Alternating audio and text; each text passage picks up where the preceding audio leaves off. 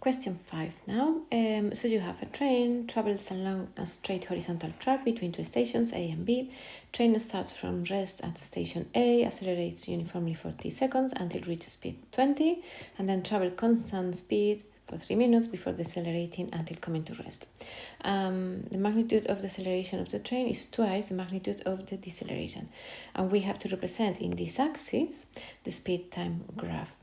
So let's going to go slowly. The train starts from rest, so here velocity speed 0 times 0, and accelerates uniformly, so straight line, for t seconds until it reaches speed 20. So we have something like this, where this is t seconds and this is 20 meters per second. Then it travels constant speed for 3 minutes.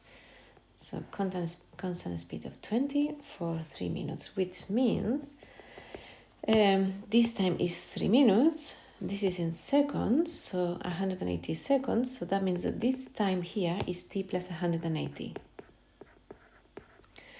And then it says, and then you decelerate uniformly until it comes to rest. So it's going to do this.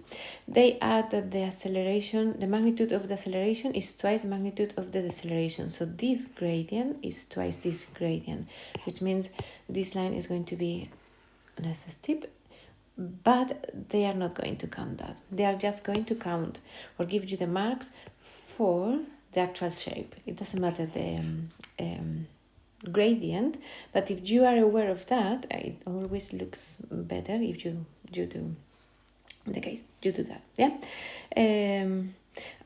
Which means one information that this is giving us, other than the gradient, is if this takes t seconds, this is going to take 2t seconds, double, because it's from 0 to 20, here is from 20 to 0, so it's going to take 2 times the time.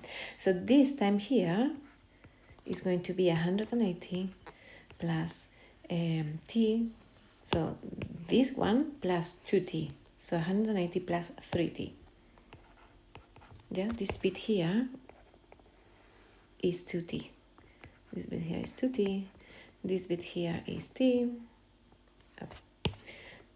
t, and this bit here was 3 minutes.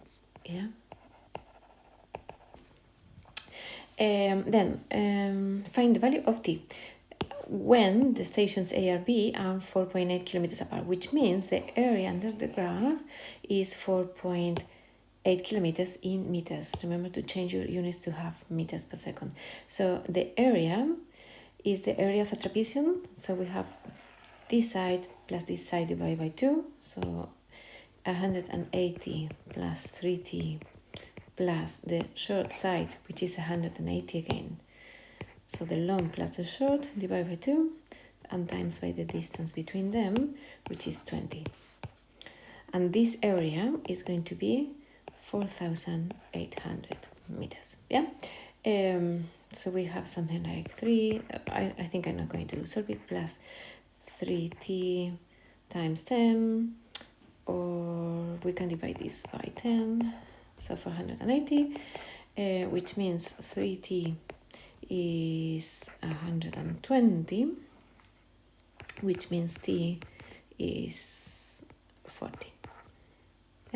40 seconds, and that's what they ask.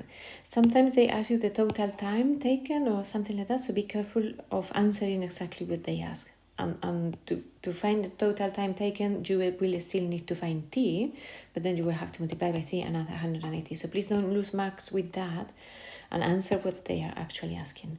And then C, find the acceleration of the train during the first t seconds of the motion. So we need to find the acceleration here. We can use Subat, or we can use the gradient, which I think is always simpler. So the gradient, the acceleration, is going to be the change in y, which is 20, divided by the change in x, which is 40. So the 20 divided by 40, which is 0.5 meters per second squared. Easy.